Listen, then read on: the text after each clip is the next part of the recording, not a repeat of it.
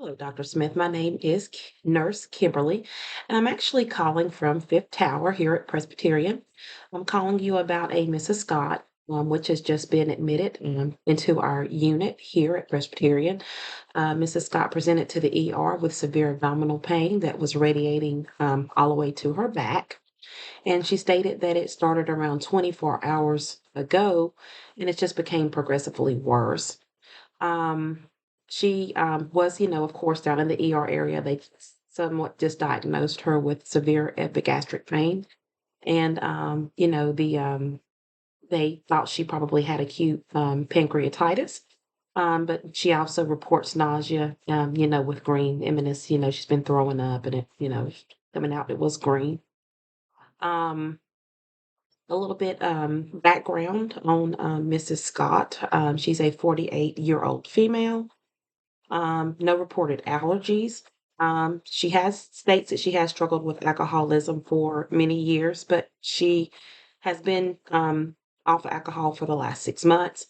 But she does drink 1 liter of vodka every day. She has for the past week. She states that recently it's been the anniversary of her son's death. Her son was killed in an automobile accident about a year ago. And when she came in, her clothing was somewhat unkept and it was soiled. And we did run several assessments on her, since she's been here. Within the unit, we ran some initial assessments, and of course, we followed up, within the hour. When she came in, she was oriented. She also was in acute distress. As we state, when we did our assessment of her body, her full body assessment, she did report tenderness in her epigastric area, and her pain was a 10 on 10 out of 10 on a scale from 1 to 10. And she did report short, continuous pains that, have been present since all this started, since the onset of this episode. And she also stated that nothing she does relieves the pain. And of course, there's also been pain when she moves. She did report that she did have two bloody stools on today, and either those stools were both either black or brown. And she states that she hasn't had any issues with urinating, but we did notate that the urine that we did see that when she did urinate, it was dark and it was amber in color. We did do radiology. We did get a radiology report back, and her gallbladder size was normal, and her pancreas, it was actually slightly enlarged. Her vitals, we did have the opportunity during the assessment. We did take her vitals when she initially came in. Blood pressure was 146 over 94. Her pulse was 94.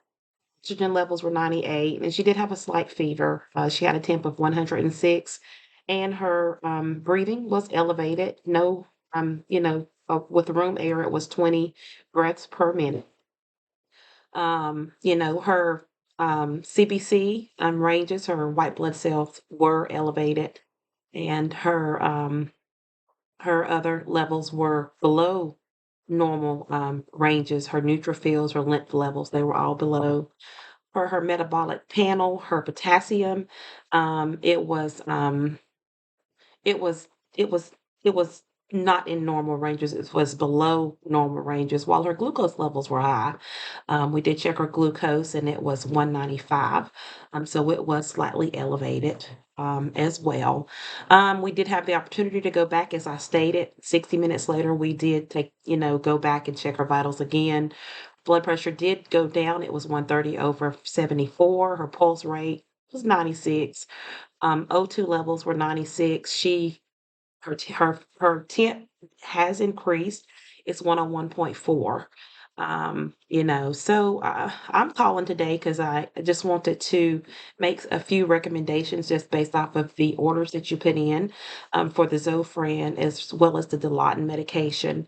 The IV fluids, which is standard. As I stated, they did think she had acute pancreatitis. We do agree with that assessment. Now that she's been here, we do, think that it is a case of acute pancreatitis just based off of the pain in her upper belly. that is radiating to her back. She does still, as I stated, displaying some tenderness in her belly area. She does have a fever.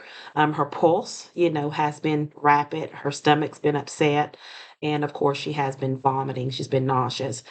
Just wondering if we need additional imaging, maybe an MRI, to test, to get, a better more comprehensive, diagnosis in order to make sure that we're correct in what we're treating her for as far as the diagnosis.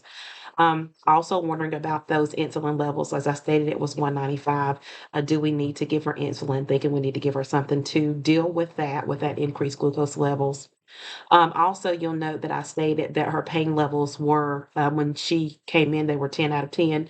Now they're 9 out of 10. So her pain hasn't really gotten any better, and her nausea, she still threw up twice after taking the Zofran. So wondering, want to get some confirmation or, what you think. Do we need to change that medication or do we need to increase the dosage for the Zofran? And also wanting to confirm giving her the Dilaudid that she has been drinking a liter of vodka each day. That we know that there can be, some adverse effects from her being on that medication as well as her taking that Dilaudid.